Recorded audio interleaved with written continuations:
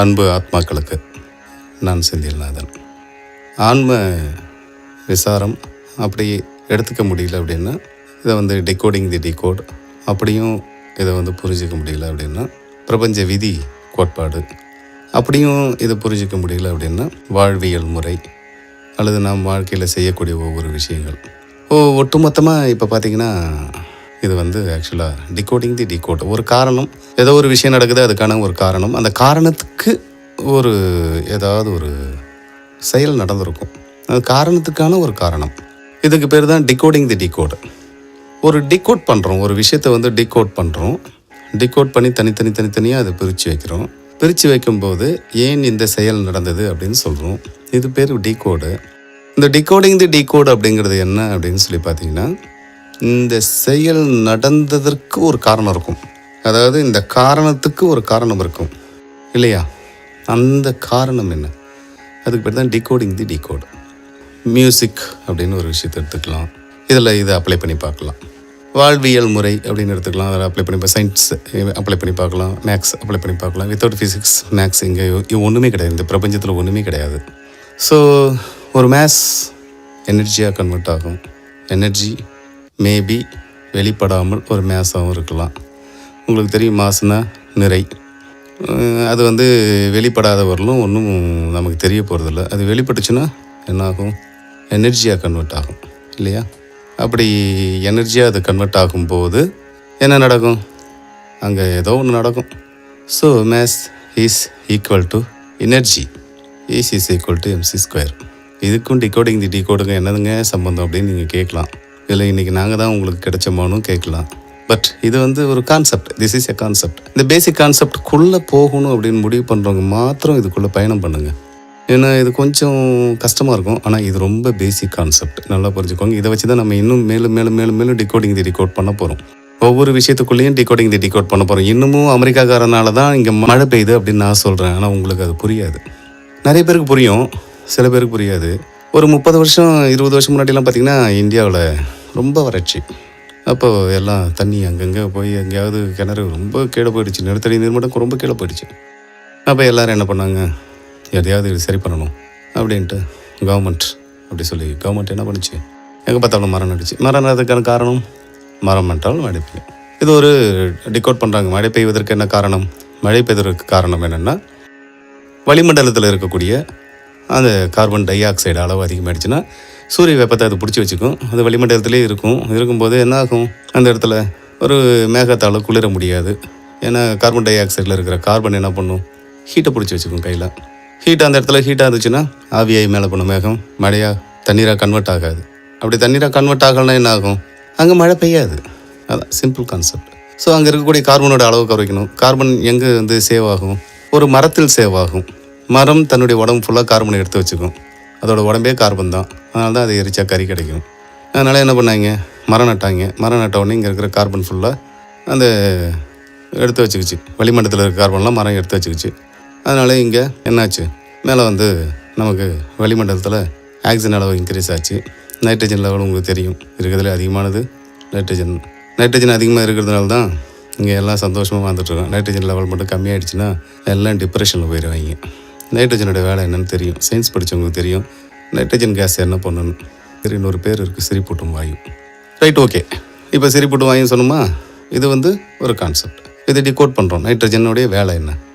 அதனால தான் மனுஷன் ஒன்று அடிச்சிக்காமல் சந்தோஷமாக இருக்கான். நைட்ரஜனும் உடம்புக்குள்ளே அவனுக்கு போகுது அப்படின்னு நம்ம சொல்கிறோம் இல்லையா? அதுக்கு பேர் தான் டிகோடிங் தி டிகோட். சரிங்க, மழை பெய்யறதுக்கு அமெரிக்காவுக்கு என்னங்க சம்மந்தம்? ஒரே ஒரு சம்மந்தம் தான் இருக்குது. அந்த வேலை மரம் மொத்தத்தையும் ஃப்ளைட்டில் வச்சு விதைச்சி விட்டு போனான். எப்போது? அவங்க இங்கே ஆட்சி பண்ணும்போது மொத்தமாக விளைஞ்சது. எல்லாம் நடந்து கடைசியில் என்னாச்சு? இங்கே இருக்கக்கூடிய கார்பன் அதால் பிடிச்சி வச்சுக்க முடியல. உள்ள நிறைய அதிக அளவில் காடுகளை அழிச்சாங்க, வேலைக்கேற்ற மரத்தை போட்டு விட்டாங்க. சரி, அதனால் என்னங்க பிரச்சனை? அதுங்கேட எதுவும் வளராது, அது மட்டும்தான் வளரும். என்னைக்காவது வாழை மரத்துங்களை ஏதாவது வளர்ந்து பார்த்துருக்கீங்களா? இந்த கார்பனை சேர்த்து வைக்காத எந்த ஒரு மரமும் பெருசாக கார்பனை சேர்த்து வைக்காது. அப்படிப்பட்ட மரங்கள் எதுவுமே தன் கீழே எதையும் வாழ விடாது. அது எப்படி வாழ விடாது அப்படின்னா, நீங்கள் போய் பாருங்கள். உங்கள் வீட்டில் வாழை மரம் இருந்துச்சுன்னா வாழை மரத்துக்கு கீழே ஏதாவது வாழுதா பாருங்கள். ஒன்றும் வாழாது. அதுதான் டிகோடிங் தி டிகோடு. இந்த கான்செப்ட் எப்படி பிரபஞ்சத்தில் அப்ளை ஆகுது? ஒன்றும் இல்லை. இப்போ நம்ம எதை டிகோட் பண்ண போகிறோம்னா, பிரபஞ்சத்தில் நிறைய விஷயங்கள் நடக்குது.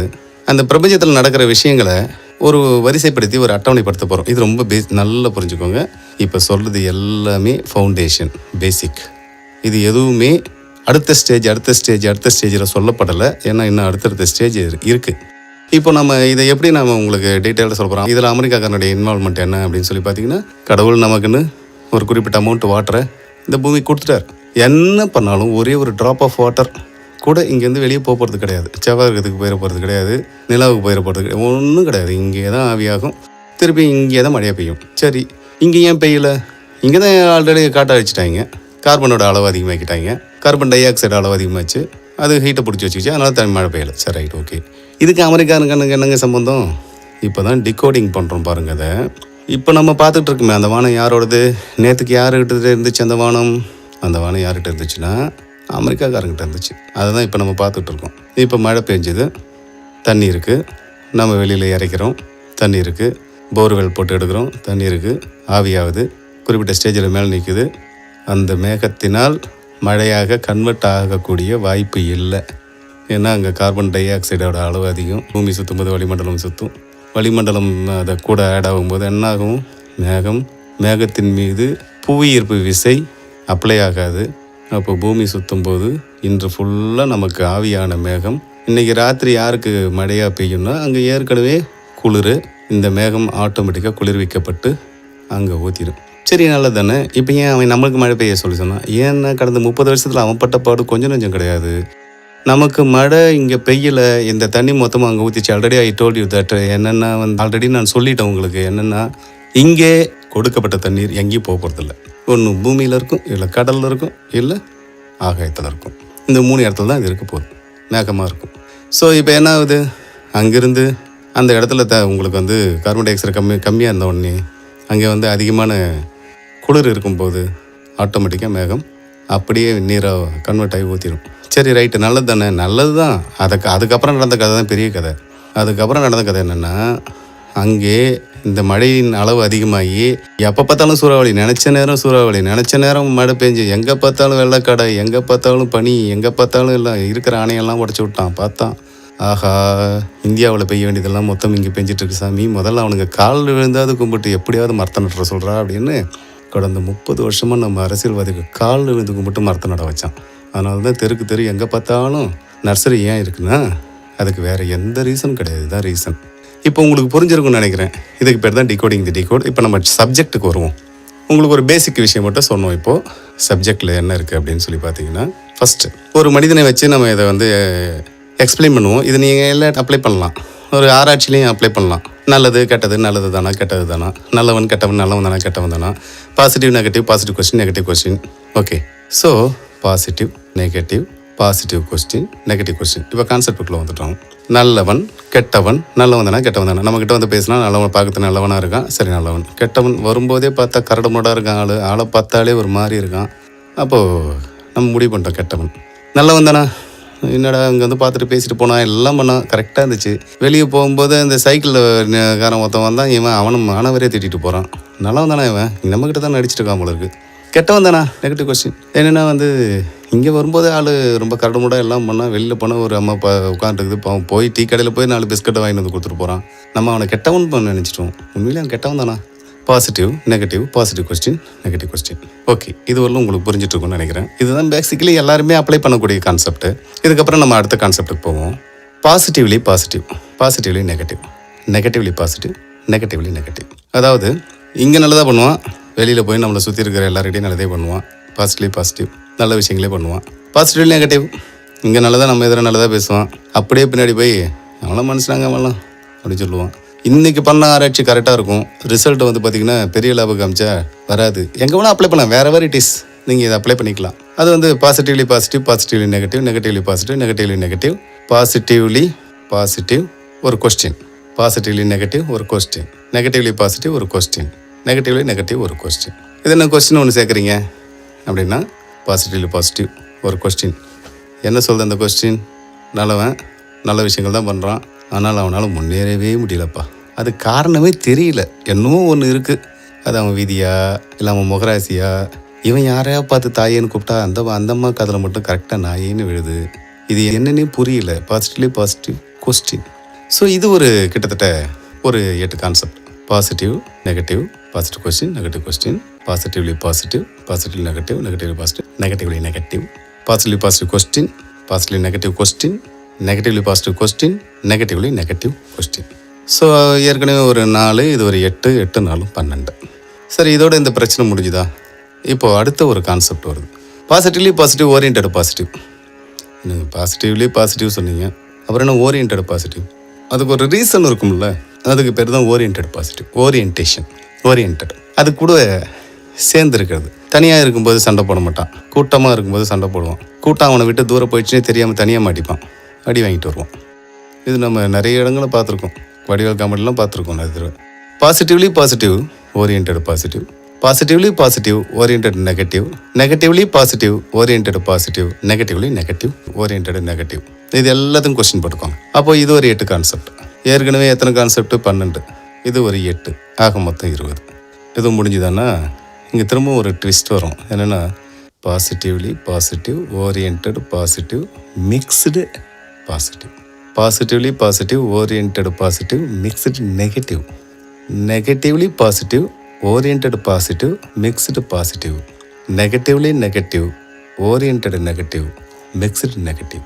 இது எல்லாத்துக்கும் கொஸ்டின் போட்டுக்கோங்க. இது ஒரு 8 கான்செப்ட். ஸோ அது ஒரு 20, இது ஒரு 8, ஆக மொத்தம் 28. இதில் ஒன்று மட்டும் கடைசியில் இருக்கிறத மட்டும் விலகிட்டாலே உங்களுக்கு ஓரளவுக்கு புரிஞ்சிடும். Positively positive, oriented positive, mixed negative, அப்புறம் அதுக்கு ஒரு கொஸ்டின் போட்டோம் இல்லையா? இந்த கான்செப்டில் கடைசி என்ன வருது? Negatively negative, oriented negative, mixed negative, question. என்ன? நெகட்டிவ்லி நெகட்டிவ், அவர் செய்த ஆராய்ச்சி ஃபெயிலியர், ஆராய்ச்சியோட பேஸே ஃபெயிலியர், ஆராய்ச்சியுடைய கான்செப்ட் ஃபெயிலியர், அதுக்கு ஓரியன்டாக இருந்த எல்லாமே ஃபெயிலியர், இதுக்கான எல்லா சப்போர்ட்ஸ் எல்லாம் ஃபெயிலியர், யாரும் அக்செப்ட் பண்ணல. ஆனால் ஒரே ஒருத்தர் மட்டும் சொல்கிறாரு, இப்போ அதில் ஏதோ ஒரு சின்ன ஒரு ஃபால்ட்டு மட்டும் தான் பாருக்கு, அந்த ஃபால்ட்டை மட்டும் சரி பண்ணிட்டேன்னு வச்சுக்க, இது சரியாயிரும். அதுக்கு அவர் ஒரு கான்செப்ட் தூக்கிட்டு வர்றாரு. என்னென்னா, இப்போ இந்த டங்ஸ்டன் இழை, அந்த இடையை ரெடி பண்ணார்ல எடிசன், எத்தனை 1000 தடவை அந்த இழை எரிஞ்சிடுச்சு. அப்புறம்தான்ப்பா அவருக்கு தோணுச்சு, டங்ஸ்டன் இழையை நம்ம போட்டால் மட்டும்தான் நமக்கு இந்த ஒளி வரும்னு தெரிஞ்சிச்சு. ஸோ எல்லாமே அவருடைய ஆராய்ச்சி மொத்தமே நெகட்டிவாக போச்சு. ஒரே ஒரு இடத்துல மட்டும் கடைசியில் ஒரு கொஸ்டின் போட்டார், ஏன்டா இதெல்லாம் நெகட்டிவ் ஆகுதுன்னு. கடைசியில் தான் அவருக்கு தெரிஞ்சுது, நம்ம ஒன்றே ஒன்று மட்டும் ஆட் பண்ணணும், அதுதான் அந்த பொருள் என்ன யூஸ் பண்ணணும் அப்படிங்கிறத மட்டும் நம்ம விட்டோம் அப்படின்னு புரிஞ்சுது. அதை போட்டார். இப்போ negatively negative, oriented negative, mixed நெகட்டிவ்க்கு அப்புறம் ஒரு கொஸ்டின் போடும்போது, அதாவது ஒரு மைனஸை போடும்போது அது என்ன ஆகிடுது? இந்த டோட்டல் கான்செப்டே பாசிட்டிவ் ஆகிடுது. Positive positive, oriented positive, mixed பாசிட்டிவ்க்கு அப்புறம் ஒரு கொஸ்டின் போடும்போது என்ன நடக்கும்னா, அந்த டோட்டல் கான்செப்டே மைனஸ் ஆயிரும், ஃபெயிலியர் ஆயிரும், நெகட்டிவ் ஆயிரும். சரி, என்ன தான் சொல்ல வரீங்க அப்படின்றது உங்கள் கேள்வி. என்ன சொல்ல வரேன்னா, இங்கே எதுவும் நாம் தீர்மானிக்கிறது. இப்போ 3 நோபல் பரிசு கொடுத்தாங்க 3 பேருக்கு இந்த வருஷம் 2024. என்ன சொல்லி திரும்ப கொடுத்தாங்க? ஏற்கனவே ஐன்ஸ்டீன் சொன்ன அந்த கான்செப்ட் தப்பு. ஒரு பாக்ஸுக்குள்ளே ஒரு பூனையை வச்சுட்டு அது மேலே ஏதாவது ஒன்று போட்டு பூனையை சாக்கடிச்சிட்டா நம்ம திறந்து பார்க்கும்போது பூனை செத்து போயிருக்கும், அதனால் ஏற்கனவே அந்த பூனை செத்து தான் இருக்கும், அதை நம்ம திறந்து பார்த்தோம் அப்படின்னு அவர் சொன்னார். ஆனால் அதன் பின்னாடி வந்தவங்களாம் சொன்னாங்க, ரஜானி அந்த பெட்டியை திறக்கும்போது அந்த பூனை தான் அதை முடிவு பண்ணியிருக்கணும், உன் கண்ணுக்கு நான் செத்து போயிருக்கேனா இல்லை உயிரோடு இருக்கணும் அப்படிங்கிறத அதுதான் முடிவு பண்ணும், அந்த ஒரு முடிவு உன்ட்ட இல்லை அப்படின்னு சொன்னாங்க. அன்றைக்கி அதை யாரும் ஏற்றுக்கல, இன்றைக்கி எல்லாருமே ஏற்றுக்கிட்டாங்க. அதுக்கு 3 நோபல் ப்ரைஸ் கொடுத்துருக்காங்க, 3 பேருக்கு பகிர்ந்து கொடுத்துருக்காங்க. எதுக்கு சொல்கிறோன்னா, இங்கே எல்லாமும் உண்மை, எல்லாமும் பொய். இதுக்குள்ளே என்ன இருக்கோ, இந்த உடம்புக்குள்ளே என்ன இருக்கோ அதுதான் வெளியே தெரியுது, வெளியில் என்ன இருக்கோ அதுதான் இந்த உடம்புக்குள்ளே இருக்குது. Mass is equal to energy, energy is equal to mass.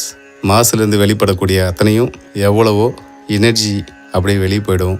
அந்த எனர்ஜி கன்வெர்டட் டு மாஸ், அது எப்போது வேணாலும் மாஸாக கன்வெர்ட் ஆகிக்கும். ஆற்றல் மாற கோட்பாடு. இங்கே ஆற்றல் என்பது மாஸாகவும் காமிக்கப்படுது, எனர்ஜியாகவும் காமிக்கப்படுது. ஒரு அணுகுண்டு வெடித்தால் E=mc². ஒரு அணுகுண்டு வெடித்தால் எவ்வளோ இடம் காலி ஆகிடுதோ அந்த அவ்வளவு பவர், அந்த பவர் எதற்கு ஈக்குவல்னா அந்த குட்டியூண்டு லிட்டில் பாய் அணுகுண்டுக்கு ஈக்குவல். ஸோ இதுதான் E=mc². எனர்ஜி மாஸாகவும் இருக்கும், மாஸ் எனர்ஜியாகவும் இருக்கும். ஸோ இங்கே எதுவும் எப்படியும் இருக்கும், நாம் எதை எப்படி பார்க்கணும்னு முடிவு பண்ணுறோமோ அப்படியே அது நம் கண்ணுக்கு தெரியும். இதுதான் இந்த பிரபஞ்சத்துடைய அடிப்படை கோட்பாடு. என்னால் முடிஞ்ச மட்டும் உங்களுக்கு நான் இதை வந்து ஒரு பாசிட்டிவாகவும் நெகட்டிவாகவும் சொல்லியிருக்கேன். ஒரு 28 கான்செப்ட் சொல்லியிருக்கேன். இந்த 28 கான்செப்டு எல்லாமே பேசிக். ஒரு மியூசிஷியன் எல்லாருக்கும் தெரியும், பயங்கரமாக ஐயோ பயங்கர ஞானம்ப்பா. என்ன ஞானம்? சரிகம பதனிச சரிகம பதனி சாரிகம பதனிச எல்லாம் ஒன்று தான். முதல்ல சொன்ன சரிகம பதனிசம் ஒன்று தான், ரெண்டாவது சாரிகம பதனிசமும் ஒன்று தான். அந்த சாவுக்கு அப்புறம் ஒரு 2 ஸ்டெப்பு 2 சிட்டிக்கை இழுத்துட்ருப்போம். அதாவது ஒன்று குறில் இல்லை நெடில். அது எவ்வளோ சஸ்டெயின் பண்ணுறோம், எத்தனை வினாடி சஸ்டெயின் பண்ணுறோம், அந்த சேஞ்சஸ் மட்டும்தான் இங்கே பண்ண முடிஞ்சுது அவங்களால. வேறு ஒன்றும் இங்கே பண்ண முடியாது. பேசிக் கான்செப்ட் 4 நம்பர் வச்சுக்கிட்டு எத்தனை நம்பர்ஸை கொடுக்குறாரு ஒரு ஆர்டிஓ. ஒன்லி 4 நம்பர் தான் இருக்கும் உங்கள் வண்டியில்.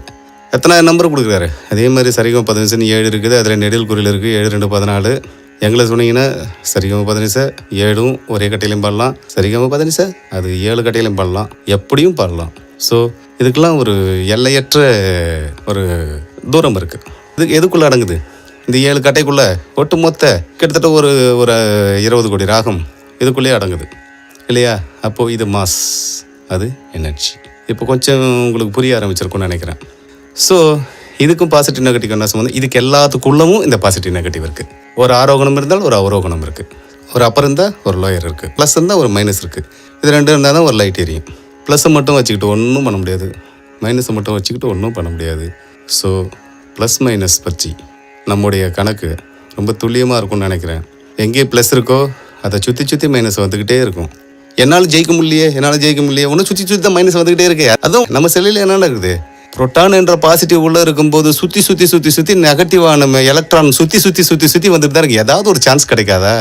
இந்த பாசிட்டிவை வேலை பார்க்க விடாததுக்கு ஏதாவது ஒரு சான்ஸ் கிடைக்காதுன்னு சுற்றி வருதா இல்லையா?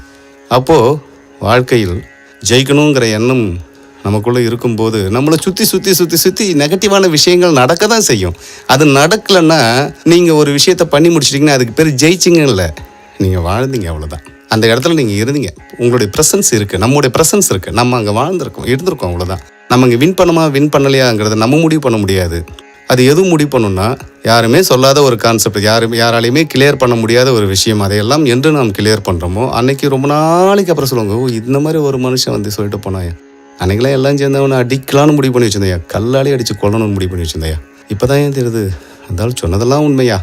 இப்படி ஒரு கான்செப்ட் எல்லாருக்குள்ளேயும் தான் வரும். அதை தேட ஆரம்பித்தோம்னா அதுக்கான ஒரு அடிப்படை பேஸ் தான் இது. இப்போ நம்ம கொடுத்துருக்கிறது அதற்கான அடிப்படை பேஸ். பாசிட்டிவ் தனியாக இருக்குமானா இருக்காது. அது இருக்கும்போதே நெகட்டிவை சுற்றி நெகட்டிவ் வந்துக்கிட்டே தான் இருக்கும். ஸோ நீ எதுவாக மாற நினைக்கிறாயோ அதுவாகவே மாறிப்போகிறாய். இதுதான் நாம் பார்க்கும்போது தான் அது நடக்கும், நாம் பார்க்கலன்னா அது நடக்காது. நீங்கள் இதை கேட்கணும்னு ஏற்கனவே உங்களுக்குள்ள ஒரு ஆவல் இருந்தால், அதை பற்றி சிந்தனை இருந்திருந்தால் நீங்கள் இதை கேட்பீங்க. இல்லைன்னா நீங்கள் கேட்டுருக்க மாட்டீங்க. ஒரு சில கோயிலில் சொல்லுவீங்க, உனக்கெல்லாம் பிராப்தம் இருந்தால் தம்ப அந்த கோயிலுக்கு வருவாயில், நான் வரமாட்டேப்பா. ஏன்னா அந்த கான்செப்டே அவனுக்குள்ளே வந்திருக்காது, அந்த கோயிலுக்கு போகணுங்கிற எண்ணமே அவனுக்குள்ளே வந்திருக்காது. உண்மை என்னென்னா நாம் எதுவாக மாற நினைக்கிறோமோ அதுவாகவே மாறி போகிறோம். Already finished. நம்ம என்ன நினைக்கிறோமோ அது ஏற்கனவே பிளான் பண்ணப்பட்டது. இறைவன் ஒருபோதும் யாரையும் தண்டிக்கிறதில்ல. பிரபஞ்சம் நம்ம ஏற்கனவே போட்டுட்டு வந்த விதையை கையில் வச்சுக்காது, நம்மக்கிட்டே கொடுத்துரும். இந்த தம்பி ஏதோ இந்த மாட்டை அடித்து கொண்டியாமே, இந்தா வச்சுக்கோ, அடுத்த முறை நீ மாடாக பிறந்து வா, உன்னை எவனா ஒருத்தவன் அடித்து கொள்வான். பிரபஞ்சம் அனைத்தையும் நம்மக்கிட்ட திரும்ப கொடுத்துரும். ஸோ டிகோடிங் தி டிகோட், இதை ஃபஸ்ட்டு பேசிக் விஷயங்கள் மட்டும் சொல்லிடுவோம். இது ஃபஸ்ட்டு பார்ட் கிடையாது, பேசிக்கோட ஃபஸ்ட்டு. இதுக்கப்புறம் இந்த பேசிக்லேருந்து நம்ம கன்ஸ்ட்ரக்ட் பண்ணி மேலே கொண்டு வருவோம். இவ்வளோ நேரம் இந்த புரியாத விஷயத்தை புரிஞ்சுக்க ட்ரை பண்ணதுக்கு மிக்க நன்றி.